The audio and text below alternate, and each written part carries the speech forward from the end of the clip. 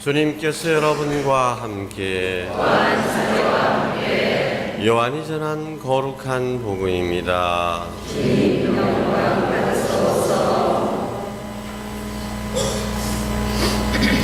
유다인들의 파스카 축제가 가까워지자 예수님께서는 예루살렘에 올라가셨다. 그리고 성전에 소와 양과 비둘기를 파는 자들과 관전꾼들이 앉아있는 것을 보시고 끈으로 채찍을 만드시어 양과 소와 함께 그들을 모두 성전에서 쫓아내셨다. 또 관전상들의 돈을 쏟아버리시고 탁자들을 엎어버리셨다. 비둘기를 파는 자들에게는 이것들을 여기서 치워라. 내 아버지의 집을 장사하는 집으로 만들지 말라 하고 이러셨다. 그러자 제자들은 당신 집에 대한 열정이 저를 집어삼킬 것입니다 라고 성경에 기록된 말씀이 생각났다. 그때 유다인들이 예수님께 당신이 이런 일을 해도 된다는 무슨 표징을 보여줄 수 있어? 하고 말하였다. 그러자 예수님께서 그들에게 대답하셨다. 이 성전을 허물어라. 그러면 내가 사흘 안에 다시 세우겠다. 유다인들이 말하였다. 이 성전을 46해나 걸려 지었는데 당신이 사흘 안에 다시 세우겠다는 말이요? 그러나 그분께서 성전이라고 하신 것은 당신 몸을 두고 하신 말씀이었다. 예수님께서 죽은 이들 가운데서 되살아나신 뒤에야 제자들은 예수님께서 이 말씀을 하신 것을 기억하고 성경과 그분께서 이르신 말씀을 믿게 되었다.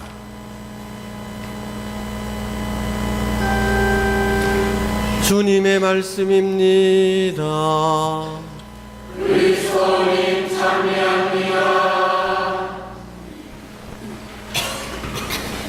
참 예수님. 예, 오늘은 주일 미사를 지내지 않고 라테라노 대성전 봉헌 축일 미사를 드립니다. 예, 이 이야기는 이 축일이 보통 주일보다 더 등급이 높다는 이야기입니다. 라테라노 성전이 도대체 어떤 것이길래 전 세계가 그 성당 봉헌한 그것을 기념해서 축일 미사를 지내는가? 이 라테라노 대성전은 그리스도교 역사상 가장 첫 번째 성당이기도 합니다. 그래서 모든 성당의 어머니라고, 성당들의 어머니 성당이다, 이렇게 말할 수가 있겠죠. 여러분 다 아시는 얘기입니다마는 그리스도교는 오랫동안 박해를 받았습니다. 어느 나라 가든지 그리스도 복음이 정해지는 곳에는 늘 박해가 뒤따랐습니다. 그래서 우리 교회는 순교자들의 피로 자라나는 것입니다. 근데 로마 시대에 예루살렘에서 출발한 이 복음이 로마 시대의 수많은 곳으로 전해졌습니다.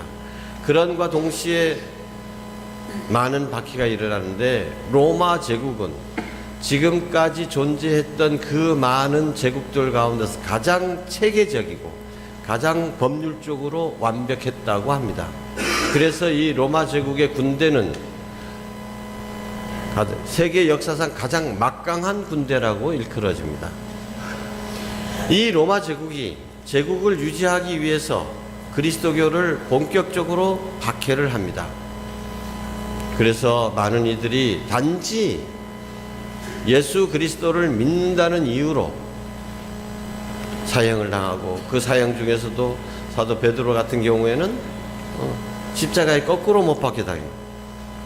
바울은 목이 잘리고, 또 많은 사람들은 원형 경기장 거기에 끌려가서 수많은 관중이 지켜보는 가운데서 맹수들의 밥이 되기도 했습니다. 이런 혹독한 박해를 이겨낸 상징이 바로 오늘 기념하는 라테라노 대성전입니다. 이런 박해 시대가 계속되고 있는 가운데서 로마 제국의 주인 자리를 놓고 많은 사람들이 자웅을 겨루다가 결국 승리한 사람이 콘스탄티누스라는 황제입니다. 이 사람은 동로마 제국의 초대 황제라고도 합니다. 왜냐하면 제국이 너무 컸기 때문에 로마는 서쪽으로 치우쳐서 동쪽으로 가야만 제국의 중심이다 해서 동쪽에 콘스탄티노폴리스라는 자신의 이름을 딴 지금의 이스탄불이죠. 거기에 수도를 세우고 자기는 글로 옮겨가는 거예요. 로마에는 황제가 안 남아있게 되는 겁니다. 그래서 그건 동로마 제국이라고 불리게 되는데, 이 황제가 되는 결정적인 전쟁을 벌리는데 콘스탄티누스는 꿈에 환시를 봅니다. 너는 이 표로 승리하게 될 것이다. 십자표가 하늘에 나타나는 거예요. 그래서 깨어나자마자 모든 병사들의 그 갑옷에 또 그리고 방패에 십자표를 그리게 합니다. 그리고 그날 싸움이 벌어지는데, 열세도 아니 전력이 아주 열세였었는데 기적적으로 큰 승리를 거두게 되고 황제 자리에 오르게 되는 것입니다. 그래서 그는 그리스도께 대한 감사의 표시로 제일 먼저 한 것이 그리스도교를 공인하는 것입니다. 로마 제국 내에서 이제는 그리스도교를 모두가 믿어도 된다. 이것이 314년의 밀라노 칙령이라고 하는 것입니다. 그리고 또한 그뿐만 아니라 자신들이 살고 있었던 자신의 가문의 궁전을 로마의 교황님께 봉헌을 합니다. 여기다 리모델링 해가지고 거기서 그걸 성당으로 만들어서 교황님께 봉헌을 하는데, 그것이 첫 번째 성당인 라테라노 대성당입니다. 그러니까 라테라노 대성당에서 그 전까지는 성당 건물이라는 게 있을 수 없었잖아요. 다 박해 시대인데. 그래서 기껏 해봐야 카타콤바 그 공동묘지, 지하 공동묘지에서 공터에서 같이 모여서 기도하고 성서 공부하고 미사를 드리고 예비자 교육을 시키고 그렇게 했던 것이죠. 아니면 그 전에는, 박해 이전에는 각 집집마다 돌아다니면서 그 집에서 모여서 그냥 기도하고 성서 읽고 미사를 봉헌했던 거죠. 성당 건물이라는 것이 있지 않았습니다. 이때부터 성당이라고 하는 것이 생겨나기 시작하는 거죠. 그런데 이것은 일단 오랜 기간 동안 치밀하고 조직적인 로마 제국의 박해를 이겨낸 교회의 승리의 상징이기도 합니다. 그렇죠. 그런데 문제는 이때부터 발생하는 것입니다. 여러분, 박해 시대 때의 신자들과 로마 황제가 교회를 밀어주고 후원해주고 이런 시대에 교회에 나오는 사람들이 같겠습니까?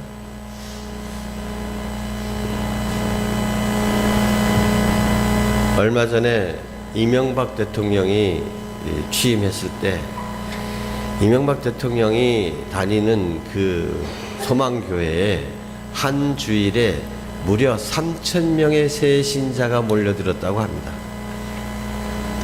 이걸 기뻐해야 될까요? 아니면 웃어야 될까요? 또는 슬퍼해야 될까요? 그게 대통령이 다니는 교회에 갑자기 3,000명이 몰려들었다. 그 사람들이 정말 신앙심으로 몰려들었겠느냐. 다 대통령하고 악수라도 한번 해볼까, 눈이라도 좀 마주쳐볼까, 또는 떡고머리라도 얻어볼까 하는 마음이 많지 않았겠습니까? 우리 상식적으로 생각해 보면. 그래서 박해 시대 때는 정말 목숨 내걸어놓고 예수님을 믿은 겁니다. 진짜 신앙인들이었죠. 그런데 이제는 황제가 후원해주고 하니까 너도 나도 그냥 다 물밀듯이 성당으로 몰려드는 겁니다. 나도 신자 되겠다, 나도 신자 되겠다. 그래서 자연적으로 이런 사람들이 많아졌기 때문에, 신앙심 때문에 교회를 찾은 것이 아니라 세속적인 이유로 교회를 찾는 사람들이 더 많아지는 거예요. 구성원들이 더 이런 구성원들이 더 많아지니까 교회가 어떻게 되겠어요? 차츰차츰 변질이 되는 것입니다. 그래서 오히려 박해받을 때 교회가 순수한 교회고 참된 교회인 것입니다.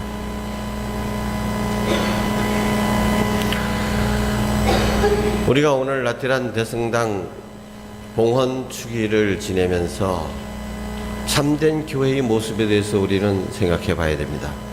전 세계가 오늘 이 성당 주기를 지내는 이유는 우리 모두가 다 한 형제라고 하는, 우리가 다 한 뿌리에서 나온 한 공동체라고 하는 것을 기념하는 것입니다. 그래서 로마 교황님을 중심으로 해서 우리 모든 신자들이 한 마음으로 예수님의 참된 복음의 가르침에 따라서 살아야 되겠다, 이것을 다짐하는 날이기도 합니다. 그런데 로마 교황님께서 요즘 계속해서 뉴스에 초점이 되고 계시죠. 또 우리나라에서는 당신이 방문하고 나가신 후에도 아직까지도 강하게 국민들의 마음에 정말 감동으로 남아 있습니다. 근데 교황님께서 전 세계 교우들에게 한 가지로 가르치시는 것, 한마디로 얘기한다면 무엇이겠습니까? 우리 모두 참된 교회가 되자라는 것입니다. 복음으로 돌아가자는 것입니다. 근데 복음, 우리가 지금 현재 살고 있는 우리의 이 교회의 모습은 복음과는 동떨어져 있다는 얘기입니다. 변질된 것이 많다는 것입니다.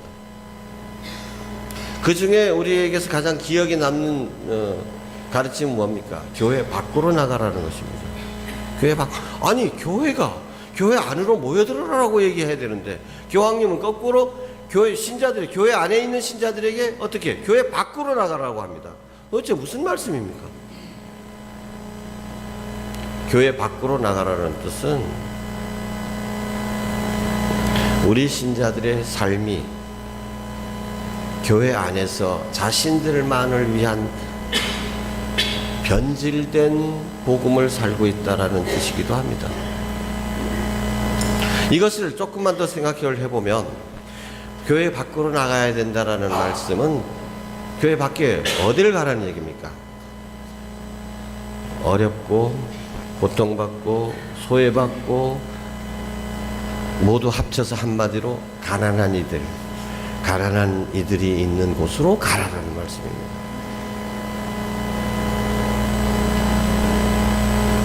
또 다시 말씀드리자면, 가난한 이들을 향해서 나아가라라고 하는 말씀은 단순한 자선 사업이 돼서는 안 된다고 하는 가르침과 또 연결이 되는 것입니다. 우리 교회는 가난한 이들을 위한 교회일 뿐만 아니라 보다 더 본질적으로 가난한 교회가 되어야 된다라고 가르치십니다. 그저 내 주머니에 있는, 우리 교회가 부자라 가지고, 교회가 많이 갖고 있어 가지고 우리 교회보다 없는 사람들, 가난한 사람들에게 내 주머니에 있는 것을 나눠주는 이런 교회가 되라는 얘기가 아니라, 교회 자신이 가난하게 살아야 된다는 얘기입니다.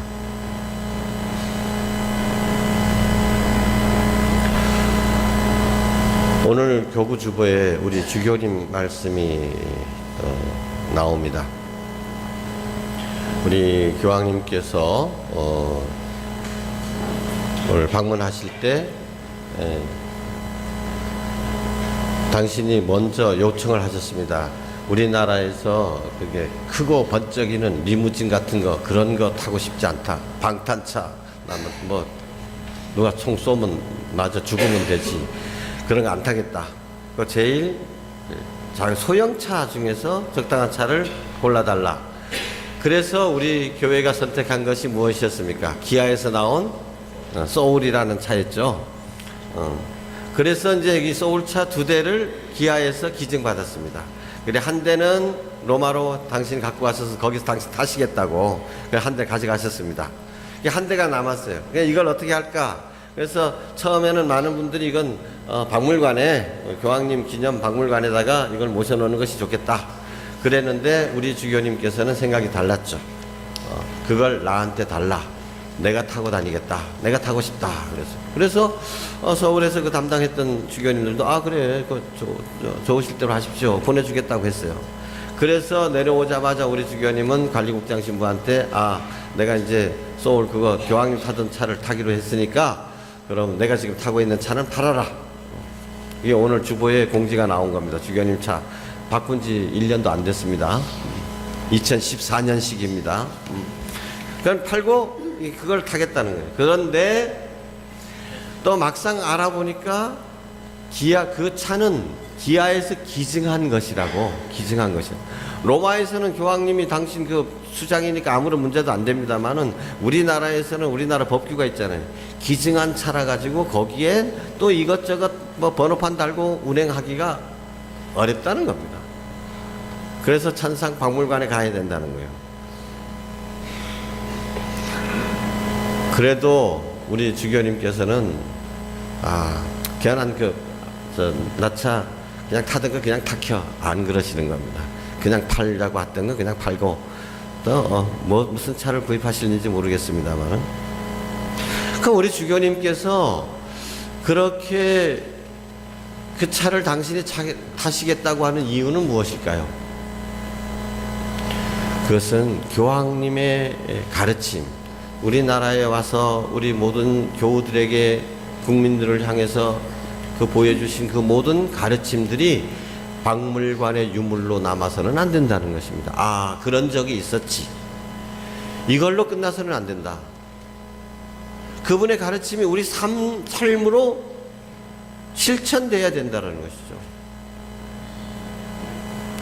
이 대목에서 한번 물어봅시다. 교황님께서 다녀가시고 난 다음에 우리 한국 천주교회는 얼마나 변화했습니까? 무엇이 달라졌습니까? 그러니까 우리 본당 공동체는 교황님 방한 이후에 무엇이 달라졌습니까? 여러분 본당 신부는 얼마나 달라졌습니까? 수녀님은 얼마나 달라졌고 여러분은 얼마나 달라졌습니까?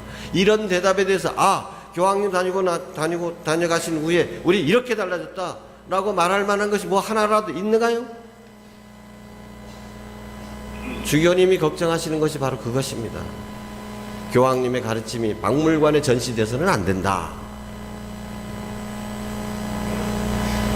이게 하루아침에 이루어질 수 있는 일은 아닙니다만은 정말 교황님의 가르침을 박물관으로 보내지 말고 우리들의 삶 속에서 우리 본당 공동체의 삶 속에서 어떻게 실천해 나가야 될 것인가 하는 것이 늘 고민거리가 되고 화제의 중심이 돼야 되겠다.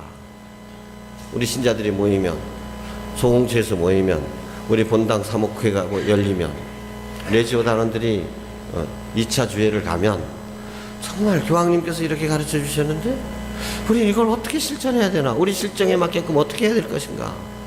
어떻게 가난한 교회가 될 것인가? 이것을 꾸준히 또 인내심을 갖고 찾아 나가야 될 것입니다. 오늘 저희 독서에서는 사도 바울은 고린토인들에게 여러분은 하나님의 성전입니다라고 거듭 말합니다.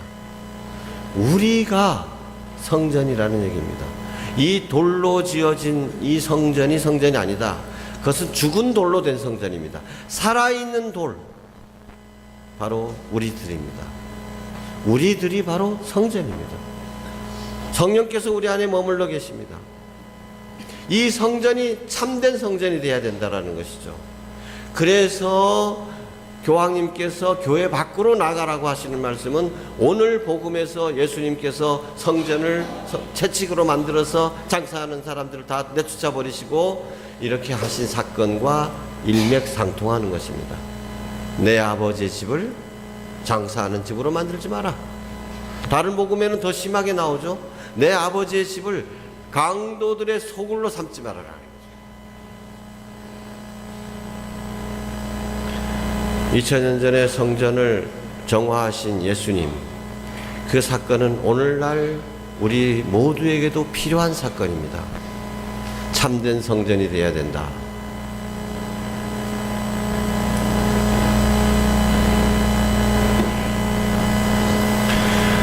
오늘 라테라노 대성전 봉헌을 기념하면서 우리 모두가 예수 그리스도와 세례를 통하여 한 몸을 이루게 되었고 그래서 모두가 살아있는 하나님의 성전이 되었는데 이 성전을 무엇으로 참되게 채울 것인가? 어떻게 하면 하나님께서 원하시는 하느님께서 기뻐하시는 참된 교회, 거룩한 교회, 또 가난한 교회가 될 것인가? 주님께서 우리를 이끌어 주시고 지켜 주시도록 함께 기도하고, 또 우리 모두가 한 마음으로 참된 성전이 되기 위해서 서로 손을 맞잡고 앞으로 나아가도록 합시다. 아멘.